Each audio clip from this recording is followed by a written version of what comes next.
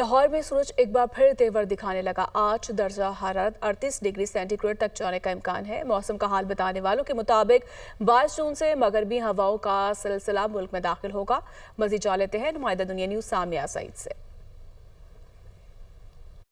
बिल्कुल, अगर बात की जाए सूबाई दारुल हुकूमत लाहौर के मौसम की तो शहर का मौसम आज गर्म रिकॉर्ड किया जा रहा है। सूरज का पारा जो है वो एक बार फिर से बढ़ता हुआ ही दिखाई दे रहा है। अलबत्ता महकमा मौसमियात की जानिब से ये बताया गया है कि आइंदा चंद रोज तक गर्मी का जोर बरकरार रहेगा। अलबत्ता आज तो मौसम गर्म और खुश्क रहने के ही इम्कानात हैं।